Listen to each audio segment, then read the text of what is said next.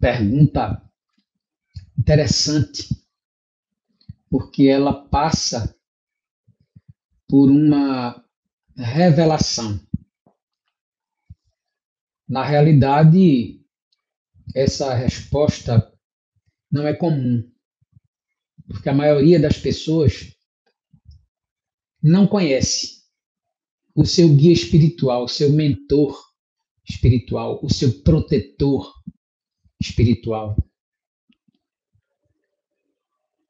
Embora todos gostariam de saber porque essa proteção, imagina-se, seria mais eficaz, seria melhor se conhecêssemos a identidade de nosso guia espiritual.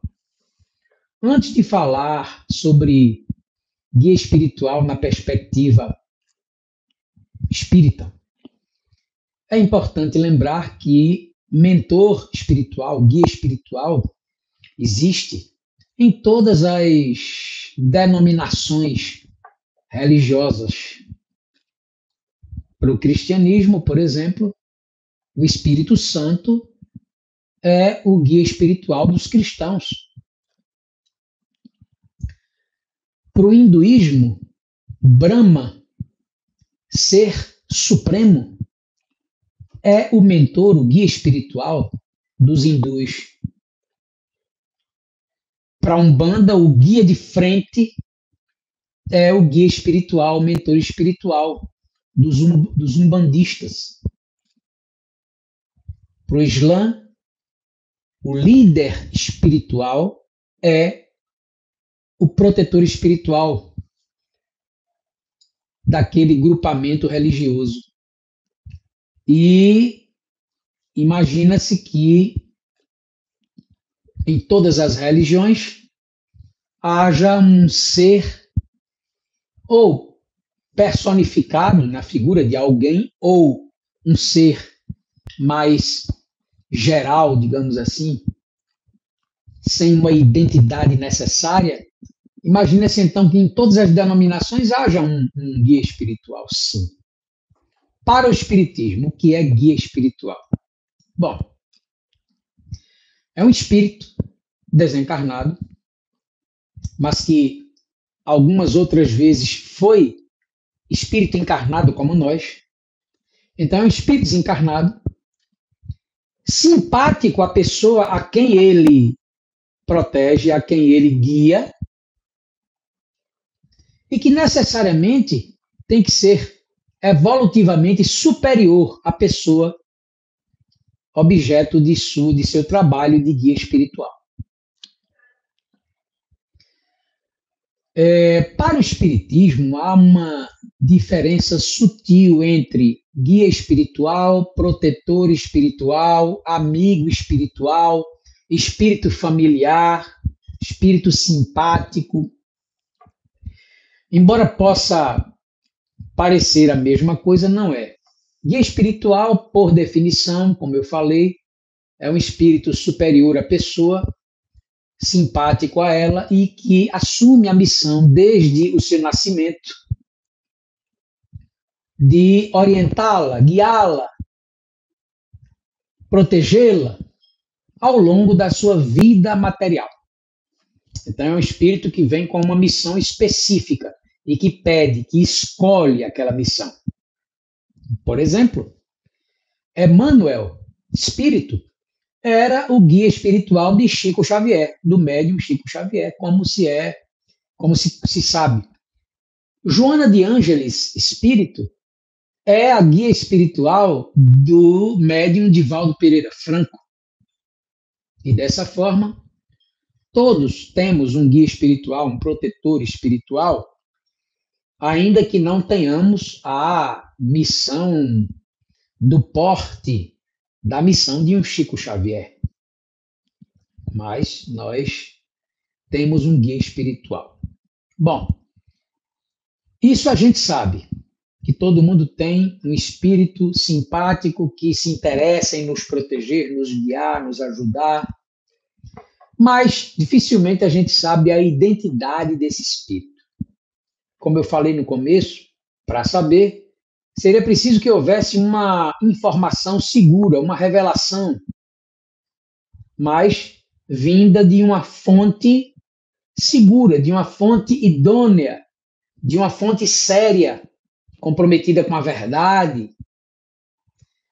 Eu sou muito reticente às pessoas que perguntam a médiuns quais os seus guias espirituais e os médiuns respondem. Independente daquela resposta ser verdadeira ou não, isso é muito subjetivo e perigoso. Já tive a oportunidade de testemunhar médiuns despreparados se investirem da condição de médiuns principais de casas espíritas e passarem a dar informações como se fossem verdadeiras a pessoas crédulas, desavisadas, ingênuas, sobre, por exemplo, a identidade, o nome do espírito que se passa pelo guia espiritual da pessoa. Então, é muito sutil e muito subjetivo e muito perigoso, portanto. Era preciso que se tivesse certeza daquela informação. O que certeza é essa que passa por muitos crivos, muitos critérios de análise. Estou falando aqui de espiritismo. Não estou falando de outras religiões que as pessoas perguntam e os médiuns respondem e os espíritos incorporados falam. Não, eu estou falando de espiritismo, de como o espiritismo vê essa questão do protetor espiritual. Mas, na realidade, não é relevante saber a identidade. É relevante saber que temos, sim, um guia espiritual que nos ajuda na caminhada. Isso é o suficiente. Isso é o suficiente. Mas o que seria então, ou qual seria então, o papel de um espírito guia?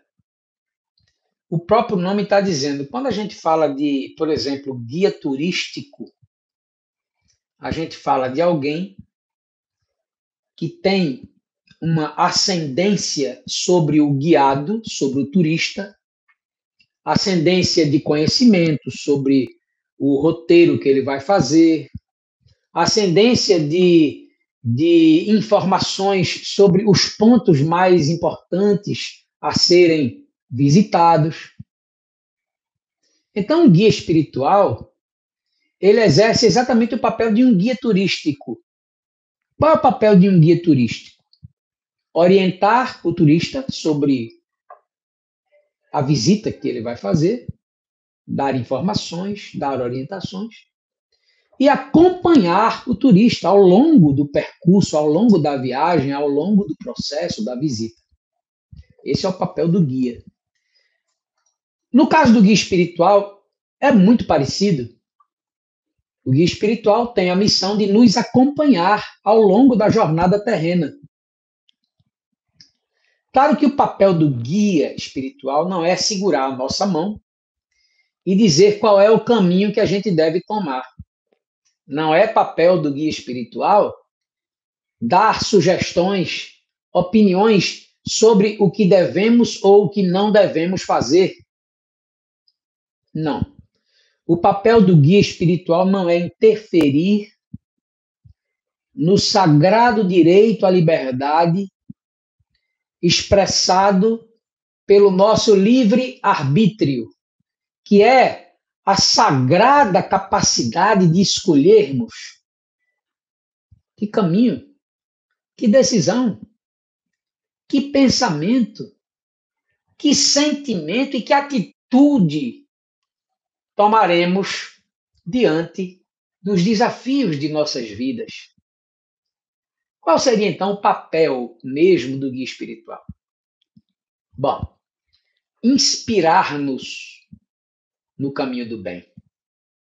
No começo eu falei que Emmanuel, espírito, era o guia espiritual de Chico Xavier. Por muitas e muitas vezes, na hora da dúvida, Chico Xavier ficava só. Emmanuel o deixava só para decidir, porque a decisão era dele. E sabe por que a decisão tinha que ser respeitada?